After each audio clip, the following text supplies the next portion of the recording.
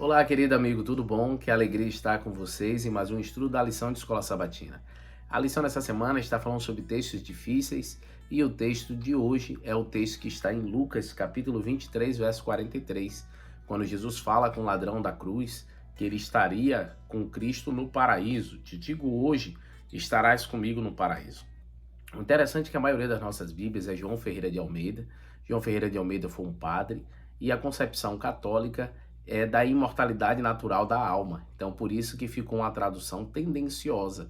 E a gente precisa entender que a Bíblia, para se entender, ela tem que ser um pouco aqui, um pouco ali. A gente não pode, com um verso só, criar uma doutrina. Então, há um contexto para a gente entender essa promessa. Lembre-se, os dois ladrões estavam ali com Cristo na cruz, um foi zombar, o outro tentou proteger a Cristo, ele já tinha ouvido falar de Cristo. Até recomendo vocês a procurar o livro que fala sobre Dimas, o ladrão da cruz. Dimas tentou participar do Sinédrio, não pôde por família pobre, se uniu ao bando de Barrabás, mas ouviu falar de Cristo e sempre tentou encontrá-lo e não conseguiu.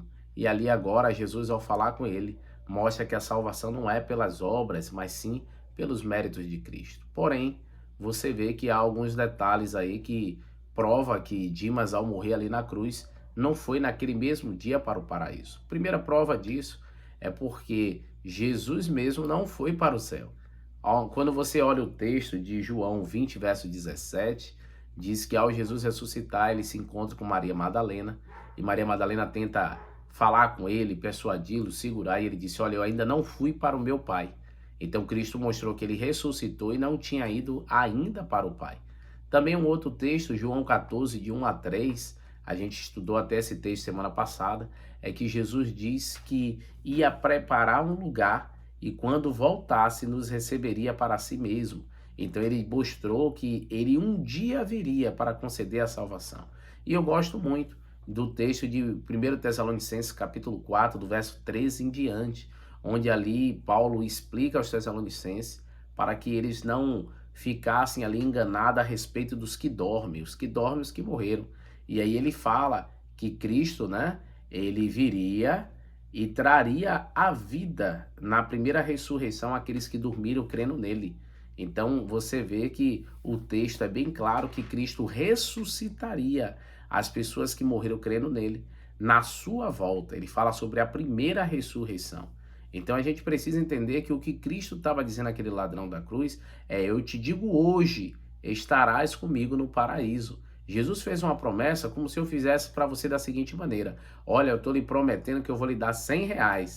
Eu fiz a promessa hoje, mas não disse qual era o dia. Então Jesus não enganou ao rapaz. Sabe por quê? Porque todo aquele que dorme, que morre, ele não vê o tempo passar. Então quando esse jovem, esse ladrão da cruz, ele despertar na manhã gloriosa, ele vai ver Cristo e vai ser como se ele naquele dia dormiu e acordou no dia seguinte. Então, por isso que quando Jesus fez a promessa, Cristo não mentiu, porque o que morre não vê o tempo passar, né? Eclesiastes 9:10 diz que quem morre não sabe de coisa alguma. Na morte não há projeto, não há plano. Então, quem morre fica na sepultura. Eclesiastes diz que quem morre vai para o Sheol, para a sepultura. Em algumas versões vai falar mundo dos mortos, mas morto não tem mundo. Então a tradução da palavra ali é Sheol, que é sepultura. Então quem morre vai para debaixo da terra para esperar a volta do Senhor Jesus. E aí o Paroski também ele faz uma análise das palavras, e essa análise aí fala sobre os advérbios, que é ligado ao verbo.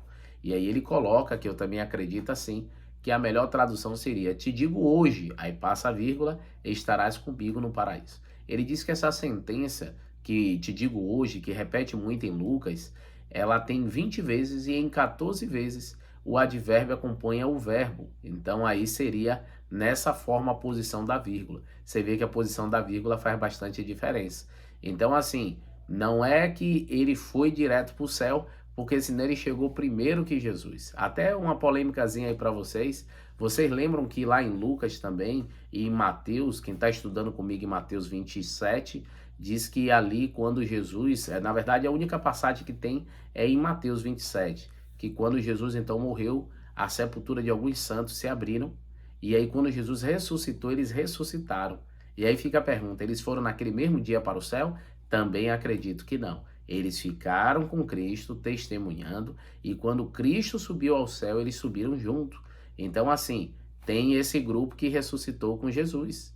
A gente precisa entender isso. Um grupo de santos que ressuscitaram, mas não subiram primeiro que Cristo. Então, queridos, vamos explicar as pessoas da maneira certa, vamos aprender pela Bíblia e assim a gente se fortalecer nessa fé e na esperança do Senhor Jesus. Falando nisso, há um texto de Ellen White até que comprova sobre isso que estou falando. Se você procurar aí, você vai ver melhor, tá certo? E depois eu posso te dar a referência. Se você tiver curiosidade, coloque aí no comentário, tá bom? Vamos orar? Querido Deus, ó Pai, abençoe o nosso amigo que está participando aqui do canal, que teu Santo Espírito esteja conosco, nos abençoando e guiando de todo mal, no nome de Cristo Jesus.